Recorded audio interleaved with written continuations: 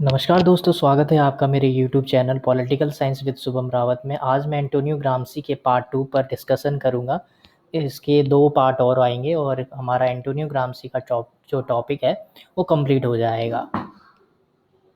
तो दोस्तों शुरू करते हैं हम ग्राम्सी के राइटिंग्स की।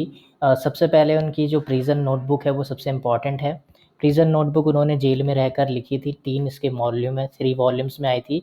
1929 से 1935 के बीच 3 वॉल्यूम्स आए थे। और इनके जो 3 एस्से हैं वो बहुत इंपॉर्टेंट है, हमें याद रखना होगा इन्हें।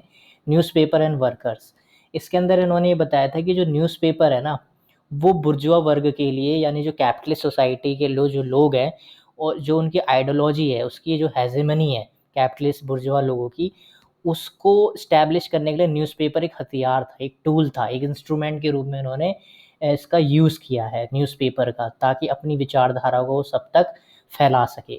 ठीक है, इसलिए न्यूज़पेपर एंड वर्कर्स के अंदर उन्होंने ये सारी बातें बताई किस प्रकार से इटली में इस न्यूज़पेपर का यूज़ किया जा रहा है हेजेमनी, एक विचारधारा, एक कल्चरल विचार, मतलब हेजेमनी को स्टैब्लिश करने के लिए। फिर दोस्तों दूसरी जो बुक है इनकी, सॉरी एस्से है, वो है मैन और मशीन।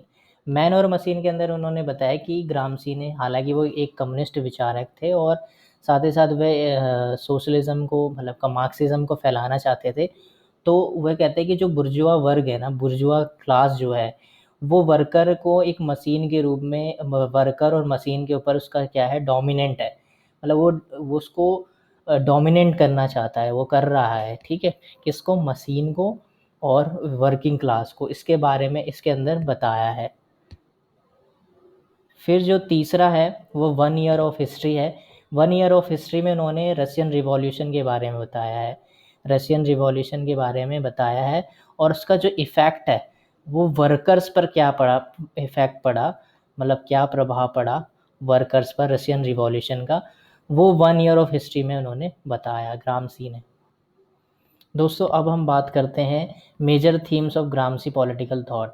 उनका जो पॉलिटिकल थॉट था वो बेसिकली कल्चरल हेजेमनी पर था। कल्चरल हेजेमनी, ये इम्पॉर्टेंट उनका थॉट है। हमें कल्चरल हेजेमनी को समझना होगा। सबसे पहले हमें समझना होगा हेजेमनी क्या है ग्राम्सी के अकॉर्डिंग।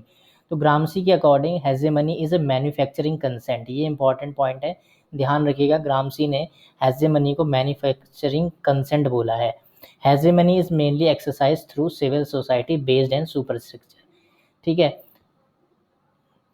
हेजेमनी जो है वो mainly exercise through civil society, मतलब सिविल सोसाइटी के अंदर हेजेमनी स्टैब्लिश की जाती है किसी इंटेलेक्चुअल्स के थ्रू। हमें एक विचार को भेजना है और उस विचार के बारे में, उस आइडियोलॉजी के बारे में सबसे कंसेंट करना है और पूरी सोसाइटी, सिविल सोसाइटी में उसको कंसेंट के थ्रू फैलाना है उस विचार को।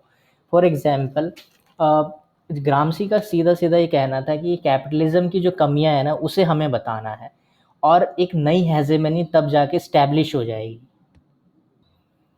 मतलब कैपिटलिज्म की कमियों को गिनाकर, कम्युनिज्म की अच्छाई बताकर हमें इंटेलेक्चुअल्स के थ्रू सोसाइटी के अंदर जाना है और उस विचार को फैलाना है। यही कल्चरल हेजेमनी है एक शॉर्ट रूप में देखा जाए तो। मार्क्स के बेस एंड सुपर स्ट्रक्चर को भी उन्होंने लिया है और कहा है जो बेस है ना, वह सुपर स्ट्रक्चर को निर्धारित करता है और सुपर स्ट्रक्चर बेस को, बेस सुपर स्ट्रक्चर को, यानी दोनों एक दूसरे को क्या करते हैं, निर्धारित करते हैं, डिसाइड करते हैं, प्रभावित करते हैं। लेकिन मार्क्स के अकॉर्डिंग केवल बेस ही सुपर स्ट्रक्चर को प्रभावित करता है। ठीक है, जिसका बेस पर कंट्रोल होगा उसका सुपर स्ट्रक्चर पर कंट्रोल होगा, ये मार्क्स ने बोला था। बट ग्राम्सी ने बोला नहीं, बेस और सुपर स्ट्रक्चर दोनों एक दूसरे को प्रभावित करते हैं और उनका फोकस सुपर स्ट्रक्चर पर था। बेस और सुपर स्ट्रक्चर क्या है, बात करते हैं।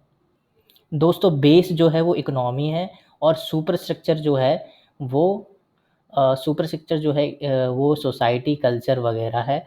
तो एक दूसरे को ये सब प्रभावित करते हैं। जिसका सुपर स्ट्रक्चर पर कंट्रोल होगा उसका बेस पर कंट्रोल होगा।